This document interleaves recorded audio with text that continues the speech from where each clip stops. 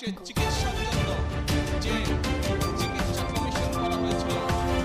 যে বিষয়টা আপনাদেরকে বলবো, এটা বললে বুঝতে পারবেন যে কত ভয়ঙ্কর জায়গায়, কত বিপজ্জনক জায়গায় তারেক রহমানের জীবন, আপনাদের জীবন, আমাদের জীবন দাঁড়িয়ে আছে, তাহলে বুঝতে পারবেন। 20 তারিখ, এই 20 এপ্রিল আমি ফেসবুকে একটা পোস্ট করেছিলাম। বিমান বাহিনী। আসসালামু আলাইকুম ভিউয়ার্স, দেশ ও দেশের বাহির থেকে যারা আমার ভিডিওটি প্লে করেছেন জানাচ্ছি আন্তরিক শুভেচ্ছা ও অভিনন্দন। আশা করি সবাই ভালো আছেন, সুস্থ আছেন, আলহামদুলিল্লাহ। তো ভিউয়ার্স, 5ই আগস্ট শেখ হাসিনার পতনের পর থেকেই ভারত বিভিন্নভাবে বাংলাদেশকে ট্রাফে ফেলার চেষ্টা করেছে। অনেক কৌশলে বাংলাদেশকে অস্থিতিশীল করেও তারা ক্ষান্ত হয়নি। এবার নবনির্বাচিত বাংলাদেশের প্রধানমন্ত্রী তারেক রহমানকে সরাসরি হত্যার ষড়যন্ত্র পরিকল্পনাও পর্যন্ত ফাঁস হয়েছে ইতিমধ্যে গোয়েন্দা সংস্থার মাধ্যমে। দর্শক, বিমান বাহিনীতে বিশাল রদবদলের পরিকল্পনা করেছিল ভারতীয় রয়ের এজেন্ট সেনাপ্রধান জেনারেল ওয়াকারুজ্জামান। তবে পাকিস্তানি গোয়েন্দাদের সাহায্যে সেটা সেখানেই ভণ্ডুল করে দেওয়া হয়। আসুন, তারেক রহমানের উপরে কত দ্রুত সময়ের উপরে ভারতীয় অ্যাটাক হতে যাচ্ছে শেখ হাসিনা ও সেনাপ্রধান ওয়াকারের চক্রান্তে বিস্তারিত আপডেট জানবো আজকে আমরা রিপোর্টে। সো ভিডিওতে যাওয়ার আগে ছোট রিকোয়েস্ট করবো, যারা চ্যানেলটি সাবস্ক্রাইব করেননি, সকল আপডেট সবার আগে জানতে অবশ্যই চ্যানেলটি সাবস্ক্রাইব করে পাশে রাখবেন। দর্শক, আসুন স্ক্রিনে তারেক রহমানের জীবন, আপনাদের জীবন, আমাদের জীবন দাঁড়িয়ে আছে, তাহলে বুঝতে পারবেন। 20 তারিখ, এই 20 এপ্রিল আমি ফেসবুকে একটা পোস্ট করেছিলাম। বিমান বাহিনীর ভেতরে কিছু একটা হচ্ছে, তারপরে সর্বোচ্চ সতর্কতা জারি করা হয়েছে।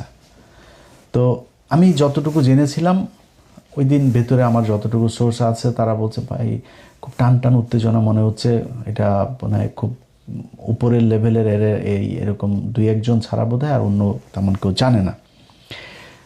আমি এরপরে জানার চেষ্টা করলাম। এর মাঝখানে 23 তারিখে একটা নিউজ দেখলাম। 23 তারিখে নিউজটা করেছেন ভারতীয় একজন সাংবাদিক, তার নাম হচ্ছে চন্দন নন্দী। চন্দন নন্দী 23 তারিখে নিউজে বলেছেন যে Bangladesh air force on high alert after raids net many airmen for links with Tehrik-i Taliban Pakistan TTP. আচ্ছা, এই নিউজের ভেতরে তিনি বিস্তারিত লিখে দিয়েছেন কি হয়েছে ওই রাতে, তারপরে আগে পরে কি ঘটছে, সেনা বিমান বাহিনীর ভেতরে তেহরিকি তালিবানের কি বিশাল বিস্তৃতি ঘটেছে, কতজন সেখানে ট্রেন আপ হয়েছে, কতজনকে 2 জনকে ধরা হয়েছে, গ্রেপ্তার করা হয়েছে, 10 জনকে আটক করা হয়েছে জিজ্ঞাসাবাদের জন্য, আরও 10 জন পালিয়েছে, সব বিস্তারিত বলে দিচ্ছে। অথচ সে তার এই খবরের ভেতরেই বলছে যে BF headquarters in Dhaka has shied away from even acknowledging the raids and consequent arrest, detention and escapes. মানে ওর খবর, ওর এটার ভিতরে আপনারা নর্থ ওয়েস্টের ওই পোর্টালে গেলে তারপরে দেখতে পারবেন, ওর খবরের ভেতরেই বলছে যে BF হেডকোয়ার্টার্স মানে বাংলাদেশ এয়ারফোর্সের হেডকোয়ার্টার্স এই ঘটনা নিয়ে সেটা তারা অ্যাকনোলেজিংও করছে না অ্যাবাউট কোনটা, অ্যারেস্ট, ডিটেনশন এবং এসকেপ। এই রেড দেওয়ার পরে যা ঘটেছে সেই কনসিকুয়েন্ট তারা প্রকাশ করে নাই, সে নিজে বলছে। অথচ তিনি জেনে গিয়েছেন, তিনি জানলেন কিভাবে? এটা হচ্ছে কোশ্চেন।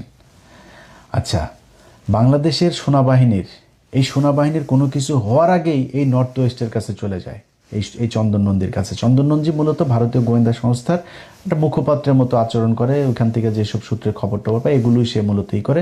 তার খবরের একটা বিরাট অংশ জুড়ে বাংলাদেশ সেনাবাহিনীর ভেতরে ওয়াকার পাত দিলেও ওই গন্ধ পায়, এরকম অবস্থা। তো উনি কিভাবে জানলেন? BF এয়ারফোর্স হেডকোয়ার্টার এটা বলেন, সে নিজে বলছে তারা নিজেরাই মুখ খোলে নাই এই কারা কি হয়েছে, এই রেডের পরে কাদেরকে ধরা হয়েছে, কি করা। অথচ সে সংখ্যা বলে দিচ্ছে যে 10 জনকে 2 জনকে গ্রেপ্তার করা হয়েছে, 9 জন বা 10 জনকে জিজ্ঞাসাবাদের জন্য ধরা হয়েছে, আরও 9-10 জন পালিয়েছে, সেসব বলে দিচ্ছে। কিভাবে জানলো? এবার আসেন, বাংলাদেশের একজন, আমি চন্দন নন্দীর এখানে আরেকবার আসতে হবে, তার আগে বাংলাদেশের একজন সাংবাদিক আছেন জুলকারনাইন সায়ের খান সামি ভাই ওইটার পরপরই তিনি একটা পোস্ট করেছেন। তিনার পোস্টটা হচ্ছে বিগত অন্তর্বর্তীকালীন সরকার 1.5 বছরে বাংলাদেশের জাতীয় নিরাপত্তার এমন কিছু ক্ষতি সাধন করেছে যা অবর্ণনীয়। বিভিন্ন উগ্রবাদী গোষ্ঠীকে এক প্রকার ফ্রি রাইড দিয়ে দেশে নিরাপত্তা ব্যবস্থার অভ্যন্তরে এমন এক ঘুণপোকার চাষ তারা করার চেষ্টা করেছে, যখন তার সামনে আসবে তখন তাদের প্রতি ঘৃণায় আপনার মন বিষিয়ে উঠবে। এটা বললে আপনি পুরোপুরি বুঝবেন না কি বুঝাইতে চাচ্ছেন উনি ওইখানে ওই পোস্টে একটা পিন কমেন্ট পাঠিয়েছেন। তো আমাকে পোস্টটা যিনি পাঠিয়েছেন, পাঠানোর পরে আমার ভাই কী হয়েছে, এটা কী লিখছে, ঠিকই তো আছে। পরে উনি আমার একটা পোস্টে পিন কমেন্ট করেছে, সেই কমেন্টটা আমার পাঠাইলো। সেখানে লিখেছেন, আপাতত এতটুকুই জানতে পারি যে অনতিবিলম্বে পাকিস্তানের সাথে সরাসরি বিমান চলাচল কিছুদিনের জন্য হলেও স্থগিত করা অতীব জরুরি। এইটাই হচ্ছে গিয়ে মূল পয়েন্ট, যে পাকিস্তান এখানে কোত্থেকে আসলো, তেহরিকে তালিবান পাকিস্তান কারা, চন্দন নন্দীর কাছে খবর কেমনে গেল, সেই খবর ওই দিনই আবার নবনীতা চৌধুরীর কাছেও গেল। নবনীতা চৌধুরীও কিন্তু এই চন্দন নন্দীর এইটারই মূলত উনি বাংলায় ট্রান্সলেট করে উনি একটা ভিডিও বানিয়েছেন। এবার আসেন বুঝি আমরা। বুঝতে হলে আমাকে আবারও সেই চন্দন নন্দীর ওই পোস্টে যাইতে হবে। আচ্ছা, চন্দন নন্দী 2টা নিউজ করেছে, একটা 23 তারিখ আর একটা 26 তারিখে, 2 দিন আগে। আচ্ছা, তিনি একটা কথা বলেছেন যে the information related to the TTP, মানে ওই তেহরিক তালিবান পাকিস্তান, যেটা network among BF personal spread after Pakistani authorities informed Bangladeshi officials. Pakistani authorities মানে হয় গোয়েন্দা সংস্থা বা সরকার বা দূতাবাস, কোনো একটা পক্ষ বাংলাদেশ এয়ারফোর্সকে জানিয়েছে, অফিসিয়ালসদেরকে জানিয়েছে, পাকিস্তানের সরকার জানাইলো। বুঝেন, কিন্তু খুব হিসাব করে বুঝেন। পাকিস্তানের সরকার বাংলাদেশ সরকারকে জানাইলো, তেহরিকি তালিবান পাকিস্তানের লোক তোমার এয়ারফোর্সের ভেতরে আছে, তাদেরকে তাড়াতাড়ি ধরো। আচ্ছা, জুলকারনাইন সামি বলল যে পাকিস্তানের সাথে প্লেন যোগাযোগ তাড়াতাড়ি বন্ধ করো। আচ্ছা, পাকিস্তান থেকে তাহরিকে তালেবানের পাকিস্তানের তাহলে বাংলাদেশে যে এয়ারপোর্ট এটা বন্ধ করার মানে কি? মানে হচ্ছে যে বন্ধ করলে এই যে ডিরেক্ট ফ্লাইটে তাড়াতাড়ি সব তাহরিকে তালিবান পাকিস্তানের লোকজন বাংলাদেশে আসতেছে, এই জন্য উনি চান তাড়াতাড়ি পাকিস্তানের সাথে বিমান যোগাযোগ বন্ধ হোক। এবার আমরা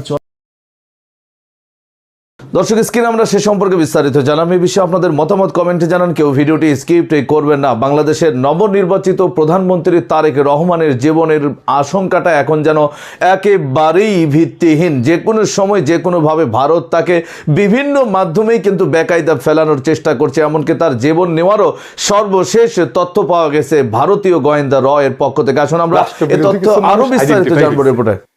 ইলিয়াসও লিখেছে কিছু একটা ঘটতেছে, ভাবলাম দাবিটা যাচাই করি নিজেই ঘাটাঘাটি শুরু করলাম। যা ভাই রইল সেটা আসল ঘটনা। ওরা যে গপ্প বানাইতে চাইতেছে আর সত্যি যেটা, দুটা সম্পূর্ণ আলাদা। ঘটনাগুলো বিচ্ছিন্নভাবে ঘটিছে, অনেক ডট মিলায় একটা গল্প দাঁড় করাইলে এই বিমান বাহিনী, এই জঙ্গি সবকিছু মিলায় একটা চেহারা দাঁড়ায় যায়। আসেন সেই চমকপ্রদ গা শিউরানো ঘটনা একসাথে দেখি।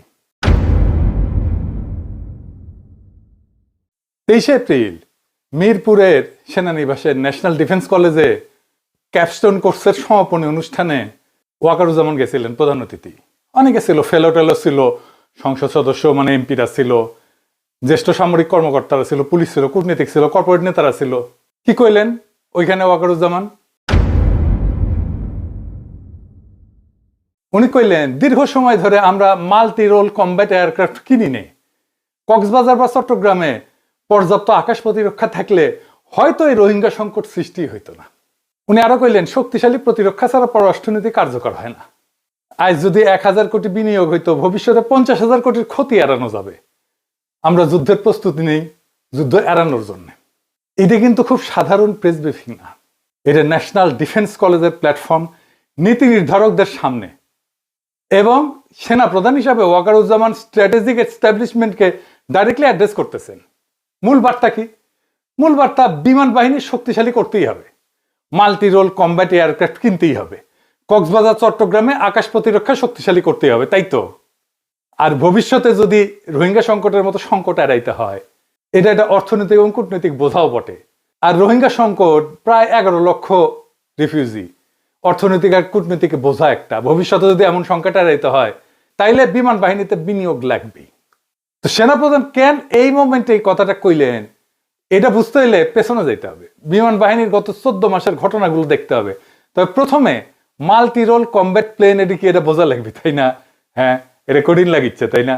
আজ এটা একটু বুঝে দেখি, আমিও জানতাম না, আমি খুঁজে টুজে দেখে যা পাইলাম সেটাই বলিচ্ছি। এই মাল্টি রোল কমব্যাট এয়ারক্রাফট মানে হইতেছে এমন যুদ্ধ বিমান যা একাই অনেক কাজ করতে পারে। আগে বিমান বাহিনীর অনেক ধরনের বিমান লাগতো। একটা বিমান আকাশে শত্রুর গুলির জন্য, আর একটা মাটিতে বোমা ফেলানোর জন্য, আর একটা হইতেছে ছবি তুলে আনার জন্য, গোয়েন্দা কাজ করার জন্য। 3 কাজে 3 বিমান, 3 রকম খরচা। মাল্টি রোল মানে এটাই। দর্শক, স্ক্রিনে আমরা সে সম্পর্কে বিস্তারিত জানলাম। সো ভিডিও এই পর্যন্ত, ভালো লাগলে লাইক এন্ড কমেন্ট করবেন। দেশের সকল আপডেট সবার আগে জানতে অবশ্যই চ্যানেলটি সাবস্ক্রাইব করে পাশে রাখবেন। দেখা হবে পরবর্তী ভিডিওতে ইনশাআল্লাহ। আসসালামু আলাইকুম ওয়া রাহমাতুল্লাহ।